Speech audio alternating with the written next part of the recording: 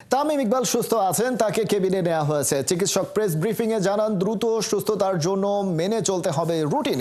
এছাড়া এখন মানসিকভাবে কিছুটা দুর্বল তামিম ইকবাল, তাই দ্বারস্থ হতে হচ্ছে মনোবিদের। বিস্তারিত মোহাম্মদ আদনানের রিপোর্টে।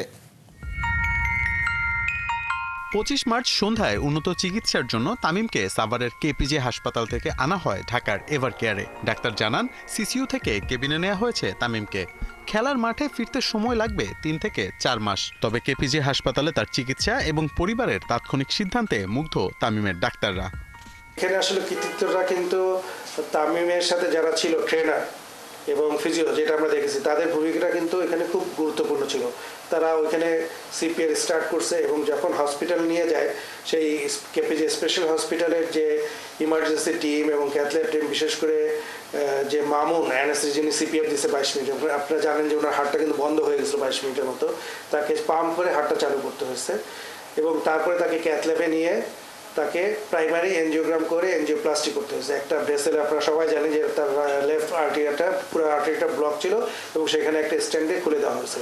এই যে ডক্টর মারুফ, ডক্টর মামুন এবং ডক্টর রাজীব এবং তাদের যে ইমার্জেন্সি এবং ক্যাথল্যাব টিম এই যে সাহসী কাজটা করেছে, এই জন্য তাদেরকে আমি আমার পক্ষ থেকে, আমাদের হাসপাতালের পক্ষ থেকে এবং তামিমের পক্ষ থেকেও আমরা তাদেরকে কৃতজ্ঞতা প্রকাশ করি। Tamim Iqbal world class athlete, তবে হার্ট অ্যাটাকের পর তাকে মেনে চলতে হবে আরও কঠোর রুটিন। এছাড়া তার শরীরে রক্ত জমাট বাঁধার প্রবণতাও রয়েছে, যেমনটা ছিল তার বাবা এবং তার ভাই নাফিস ইকবালেরও। তো এখন যেটা হবে সেটা হলো রিহ্যাবিলিটেশন, রিস্ক ফ্যাক্টর মডিফিকেশন। ওর যে রিস্কগুলো আছে, ওর ফ্যামিলি হিস্ট্রিটা খারাপ, ওর বাবার হিস্ট্রি, ওর ভাইয়ের হিস্ট্রি, প্লাস সব কিছু মিলে ওদের থ্রম্বোসিস, রক্ত জমাট বাঁধা যাওয়ার একটা প্রবণতা আছে এবং ওইটা ওর হয়েছে। ওর ব্লক ছিল প্রায় 80-90%, তার উপর থ্রম্বাস মানে রক্ত জমাট বেঁধে সম্পূর্ণ হার্ট অ্যাটাকটা হয়েছে। বাট আলহামদুলিল্লাহ হি সেভড। এমন ধকলের পর তামিম মানসিকভাবে দুর্বল হয়ে পড়েছেন খানিকটা। এত কম বয়সে হার্ট অ্যাটাক মেনে নিতে পারছেন না কিছুতেই, তাই বারবার ডাক্তারদের সাথে বোর্ড মিটিংয়ে কথা বলেন খান সাহেব।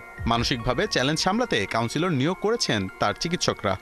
সাইকোলজিক্যালি অ্যাকসেপ্ট করতে পারতেছে না যে এইটা হবে, ওইটা সে কল্পনা করেনি। মানসিক অবস্থার জন্য আমরা কাউন্সিলরকে করছি, ইনভলভ করছি, সে কাউন্সিলিং করবে এটাকে কীভাবে মানা যায়। ওর প্রশ্ন শুনবে, ওর কোয়ারি শুনবে, ওর প্যানিক শুনবে, তারপর সেভাবে আমাদের কাউন্সিলর গাইড করবে। এর আগে পরপর দুবার তামিম হার্ট অ্যাটাক করেন বিকেএসপির মাঠে। হার্টবিট পাওয়া যাচ্ছিল না, দেয়া হয় ডিসি শক। লাইফ সাপোর্টে ছিলেন, পালস পাওয়া যাচ্ছিল না। প্রায় আধা ঘন্টা বন্ধ ছিল তার হৃদস্পন্দন। কেপিজে হাসপাতালে তামিমকে নেওয়া হলে সেখানে এনজিওগ্রাম করানোর পর তার হার্টে ব্লক ধরা পড়ে। তারপরই বসানো হয় রিং। প্রায় রুদ্ধশ্বাস 6 ঘন্টা পর জ্ঞান ফেরে খান সাহেবের। মোহাম্মদ আদনান, ৭১।